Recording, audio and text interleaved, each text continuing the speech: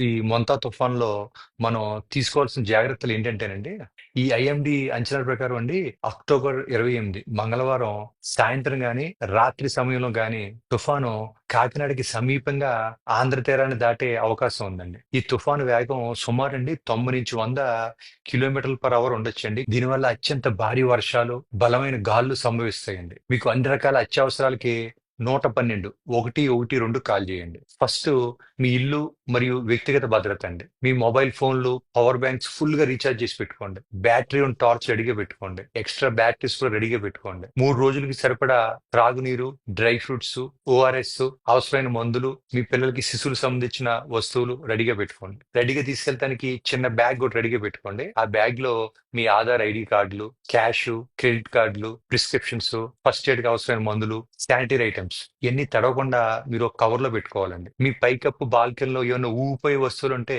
వాటిని ఇప్పుడే తీసి పక్కన పెట్టేయండి. బలహీన కొమ్మలు కనుకుంటే చెట్లకి నరికేయండి ఇప్పుడే. మీ వాహనాలండి చెట్లకి, కరెంట్ పోల్స్, టెలిఫోన్ పోల్స్ దూరంగా పార్క్ చేసుకోండి. నీరు కనుక మీ ఇంట్లో ప్రవేశిస్తే ముందు మెయిన్ పవర్ ఆఫ్ చేసేయండి. బీచ్‌ల దగ్గర, నది ఒడ్డుల దగ్గర, ఎక్కడైనా వాటర్ ఉన్న దగ్గర ఫోటో దిగటం కోసం దయచేసి వెళ్ళొద్దు. ఇప్పుడు నీటిలో నడవద్దండి. ఎందుకంటే దాంట్లో open man holes, live electrical wires కూడా ఉండొచ్చండి. ఇప్పుడు ఐఎండీ మనకి గవర్నమెంట్ అధికారిక బులెటిన్‌లే అనుసరించండి. సోషల్ మీడియాలో వచ్చే రూమర్లు నమ్మొద్దు. దయచేసి రూమర్లు కూడా స్ప్రెడ్ చేయొద్దు. ప్రత్యేకమైన శ్రద్ధ ఎవరికి అవసరం ఉంటాయండి?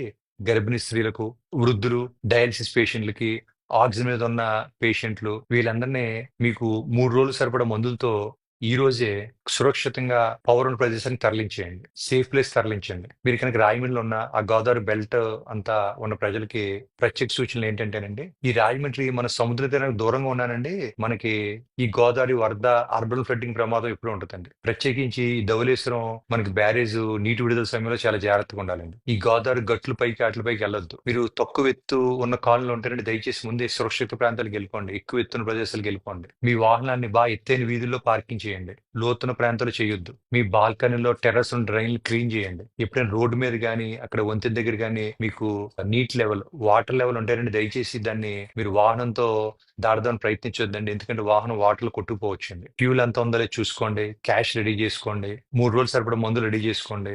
డాక్యుమెంట్స్ అన్ని వాటర్ ప్రూఫ్ కవర్‌లో పెట్టేయండి. మీ ఇంటిని సెక్యూర్ చేసుకోండి. మీరు కనుక మరీ లోతట్టు ప్రాంతాల్లో ఉంటే అవసరమైన షెల్టర్‌లు గానీ, పికప్ పాయింట్స్‌కి వెళ్ళిపోండి. ఈ ల్యాండ్ ఫాల్ విండోలో సేఫ్‌గా ఇంటిలోనే ఉండండి. తుఫాన్ లల్ సమయం ఉంటదండి. కామ్‌గా ఉంటది. ఆ టైంలో దయచేసి బయటికి రాకండి. మీ ఫోన్‌లు లో పవర్ మోడ్‌లోనే ఉంచండి. ఈ తుఫాన్ తర్వాతండి పడిపోయిన ఎలక్ట్రిక్ వైర్‌లో కరెంట్ ఉందని అనుకోండి. తక్షణమే ఎలక్ట్రిసిటీ డిపార్ట్మెంట్ సమాచారం ఇవ్వండి. తాగునీటిని మరిగించి ఫిల్టర్ చేసి వాడండి. ఈ వీడియో చాలా ఇంపార్టెంట్ అండి. దయచేసి ఈ వీడియో మీ ఫ్యామిలీ అండ్ ఫ్రెండ్స్‌తో షేర్ చేయండి.